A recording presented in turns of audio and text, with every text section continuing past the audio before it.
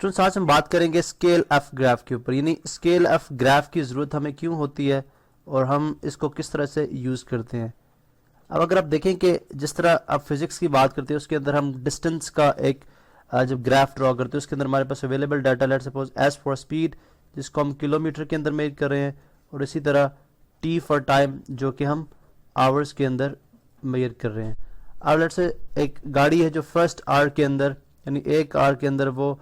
Distance जो travel कर रही है वो है 100 किलोमीटर, दूसरे आवर के अंदर वो डिस्टेंस जो ट्रेवल करती है दैट इज़ 200, और इसी तरह से लेट सपोज यूनिफॉर्म वेलोसिटी के साथ मूव कर रही है वो, तो 300 यहाँ पे आ गया, और इसी तरह से फोर्थ में और यहाँ पे आ गया 400। अब ये हम मतलब जनरली हम कम फासला रख रहे हैं। या अब देखें कि स्केल जब हमारे पास ग्राफ पेपर मौजूद है हम इसके अंदर रियल टाइम में डिस्टेंसेस शो नहीं करा सकते। अगर फर्ज करें यहाँ पे मैं हॉरिजॉन्टल एक्सिस पे मैं टाइम ले लूँ, ठीक है, जो कि अगेन आवर्स के अंदर है, और इसके यहाँ पे वर्टिकल एक्सिस के अंदर वर्टिकल एक्सिस पे मैं लेट से डिस्टेंस ले लेता हूँ एस, ठीक है, जो कि किलोमीटर के अंदर है, किलोमीटर्स के अंदर है। तो अब मैं यहाँ पे किस तरह से शो करूँगा ग्राफ के ऊपर, तो अब यहाँ पे हमें स्केलिंग की जरूरत पड़ती है। हमारे पास लेट्स सपोज 1 2 3 4 5 रीडिंग है, तो हम सपोज कर लेंगे let's say one box represent 100 kilometres,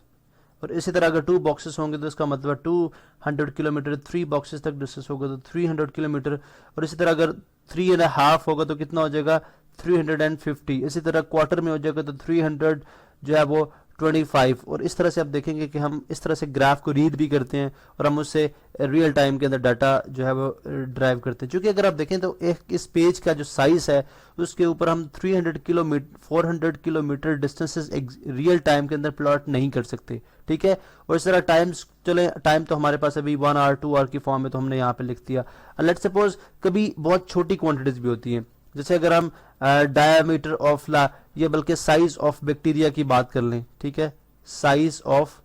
bacteria जो कि पॉइंट्स के अंदर होगा, ठीक है, या कोई भी एक चीज है जो कि लेट्स सपोज पॉइंट्स के अंदर है, ठीक है। लेट्स से मैं कोई नंबर अज्यूम करता हूँ 0.5, उसके बाद 0.25, 0. इस तरह कर लें कि 1, या इस तरह से हमारे पास रीडिंग्स है। अब ये रीडिंग आप देखें तो ग्राफ के ऊपर बहुत ही कम डिस्टेंस है, तो हम इसको जो है मैग्नीफाई करेंगे। किस तरह से मैग्नीफाई करेंगे, हम बोलेंगे लेट्स से 0.5 जो है, या टू स्मॉल बॉक्सेस जो डिस्टेंस रिप्रेजेंट कर रहे हैं वो कितना है इक्वल टू 0.5। लेट्स से अगर मिलीमीटर है तो हम मिलीमीटर की बात कर रहे हैं 0.5 मिलीमीटर, ठीक है। और इसी तरह से लेट्स से ये तमाम डिस्टेंस हमारे पास मिलीमीटर के अंदर है, तो हम इसको इस तरह से शो कर रहे हैं कि 2 small boxes equal to 0.5 millimetre, और उसके मुताबिक हम स्केलिंग यानी ग्राफ के ऊपर प्लॉट करेंगे जो हमारे पास अवेलेबल इंफॉर्मेशन है। अब यहाँ पे आप अमूमन इस तरह से भी होता है कि हॉरिजॉन्टल एक्सिस पे आपके पास जो भी क्वांटिटी होती है, जो भी वेरिएबल होता है, और जो वर्टिकल एक्सिस पे होता है, आप उनके दोनों की स्केलिंग सेम रख सकते हो, यानी एक जैसी स्केलिंग हो सकती है, डिफरेंट भी हो सकती है। यानी आप एक्स एक्सिस के अलॉन्ग कह सकते हो कि एक्स एक्सिस के अलॉन्ग 1 यूनिट इक्वल्स 1 आवर है, लेकिन अलॉन्ग वाई एक्सिस जैसे हमने डिस्टेंस की बात की तो along Y axis 1 small box equal to 100 kilometre है, ठीक है। या हम यूं कह सकते थे 2 small boxes equal to 100 kilometre है, 3 small boxes equal to 100 kilometre, तो हमारी चॉइस है। अब एक क्वेश्चन ये आता है कि चॉइस जो है या ग्राफ पे एग्जैक्ट जो स्केलिंग है उसके करने का क्या फार्मूला, तो इसके अंदर कोई ऐसा फार्मूला आप अप्लाई नहीं कर सकते। ये सिंपल आपकी बेस जजमेंट के ऊपर बेस करती है, यानी आपकी जजमेंट कैसी है। सिंपल सी बात है, एक कॉमन जो फिनोमेना एग्जिस्ट करता है इसके अंदर वो ये है कि जो बड़े डिजिट्स होते हैं, ठीक है, जो बड़ी वैल्यूज होती है उसके लिए हम इस तरह की स्केलिंग यूज करते हैं जो हमारा जो इस पेपर के जो लिमिट्स है, यानी जो पेपर का साइज है उसके ऊपर पूरी आ सके। और जो स्मॉलर साइज की वैल्यूज होती हैं अगेन उसका भी हम थोड़ा सा उनको एनलार्ज करते हैं, और इस तरह से एनलार्ज करते हैं कि वो भी इस पेपर के ऊपर एक प्रॉपर तरीके से कोई आर्क ड्रॉ होती है या कोई एक जो है ग्राफ ड्रॉ होता है, पैराबोला, हाइपरबोला, व्हाटएवर कुछ भी ड्रॉ होता है वो हमें एक